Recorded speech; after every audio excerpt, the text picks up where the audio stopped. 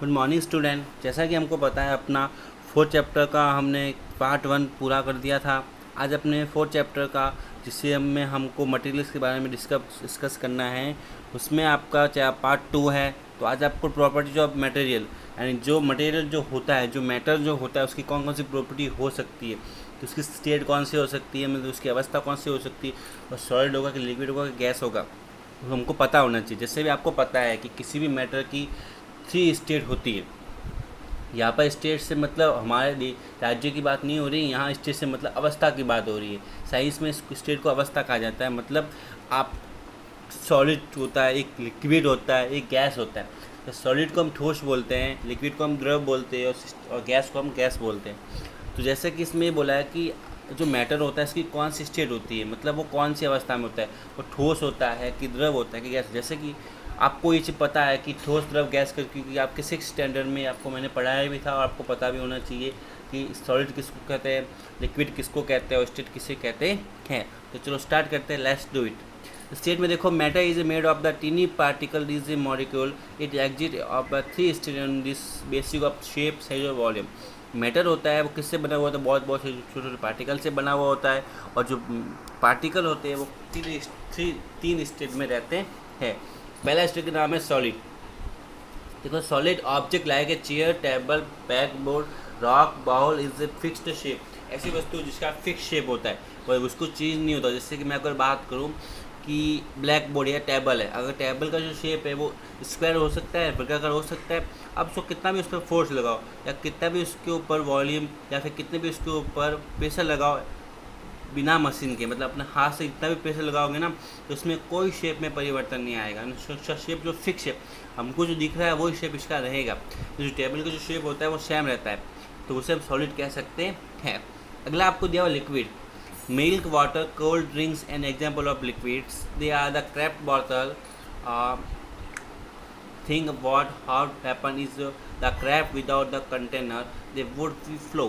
मेरे कहने की बात यह है कि आपको पता है कि जो मिल्क होता है ना, तो जिस शेप में रखोगे उस शेप में वो बन जाता है। जैसे मैं आपको एग्जांपल देता हूँ कि मिल्क को हमने पहले बॉयल पे लिया, एक बॉयल में एक कटोरी में लिया, एक बड़े वाले बॉयल में लिया, तो उसका शेप वो ले लेगा मिल्क। और उसको फिर अगर हम बॉटल में भर देते हैं तो उसका शेप वो बॉटल का ले लेगा।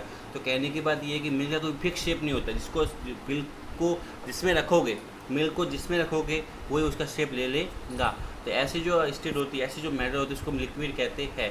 एग्जाम्पल आपको मिल्क है, वाटर है, कोल्ड ड्रिंक्स है, कोल्ड ड्रिंक कैन है, मिल्क इन ग्लास, ये सब इसके क्या होते हैं, एग्जाम्पल होते हैं जिसको हम डेली लाइफ में यूज़ भी करते हैं, आपको पता भी होता है। ये बहुत बेसिक साइंस की इन्फॉर्मेशन होती है, सबको पता होनी चाहिए।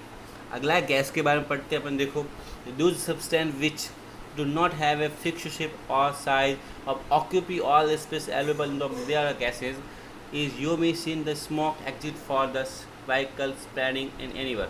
देखो, इसका मतलब ये होता है कि एक ऐसी अवस्था जिसमें क्या होता है कि उसके जो पार्टिकल होती है उसका न तो कोई शेप फिक्स होता है, ना उसके कोई पार्टिकल की बीच में कोई बॉन्ड होता है।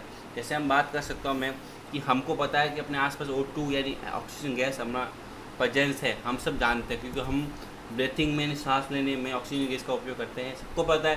लेकिन हमको क्या कभी ऑक्सीजन गैस दिखी है कि क्या आपको ऐसा कभी दिखा है बिना लैब्स के, बिना प्रयोगशाला के अलावा हमको क्या ऑक्सीजन गैस दिखती है? हम बोलते हैं कि फोटोसिंथेसिस ट्री में होता है, यानी फोटोसिंथेसिस के द्वारा जो पौधे होते हैं वो अपना खाना बनाते हैं, ये हम सब कहते हैं, हमने पढ़ा भी, वो आपको मैंने पढ़ाया वो भी है। तो क्या मैंने ऐसा कभी देखा कि हमने कभी फोटोसिंथेसिस बनते हुए देखा हो? कभी नहीं देखा। तो बट उसके अंदर क्या होता है कि O2 की प्रेजेंस होती है। हम ये भी जानते हैं कि पेड़ होते हैं वो O2 को प्रोड्यूस करते हैं और CO2 को टेक करते हैं, लेते हैं, बट हमको O2 कभी दिखती नहीं है। तो कहने की बात ये है कि जो गैस होती है उनको दिखेगी कभी नहीं।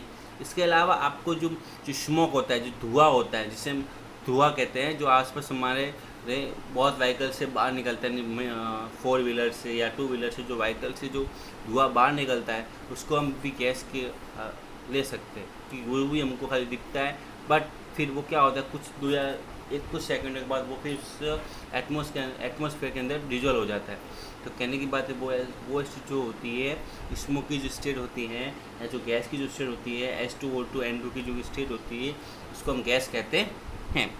अब देखो, अगला है साइज। साइज कोई स्टेट नहीं होती, बस ये हमको समझाने के लिए इसने कि वॉल्यूम बोला है कि कौन से स्टेट में कौन सा वॉल्यूम फिक्स होता है, कौन सा फिक्स नहीं होता है, बट साइज़ कोई स्टेट नहीं होती, याद रखना।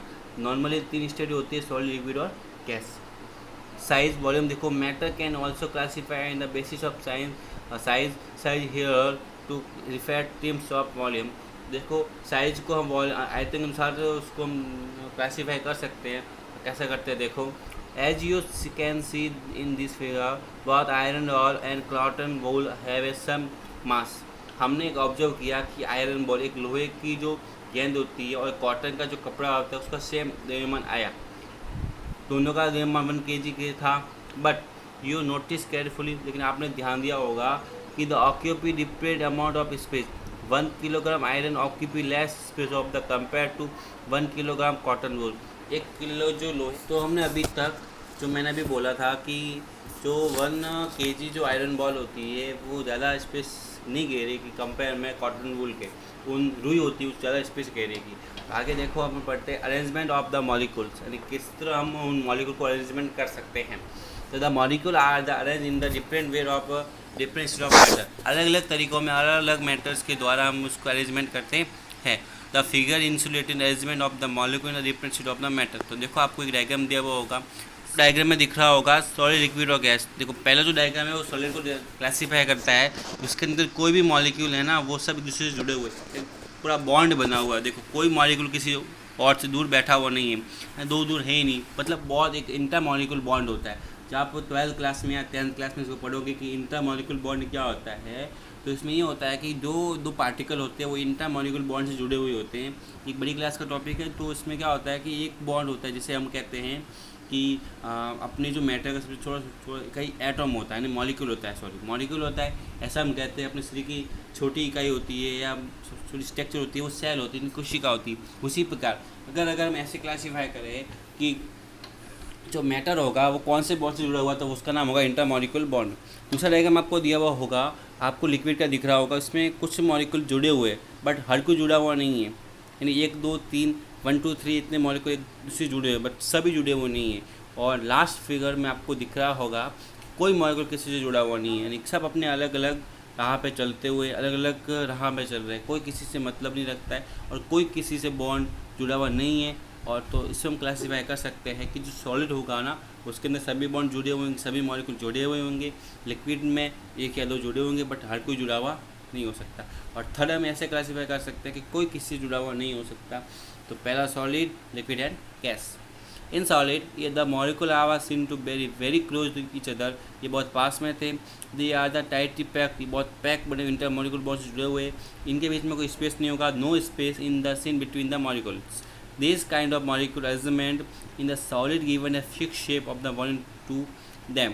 इन लिक्विड, अब लिक्विड की बात करूँगा तो इसमें क्या होगा, the molecule are do not seen very close one other, इसमें मॉलिक्यूल जुड़े हुए तो होंगे बट बहुत पास में नहीं होंगे, बहुत थोड़े थोड़े दूर होंगे, इनके बीच में कोई स्पेस तो होगा ही होगा।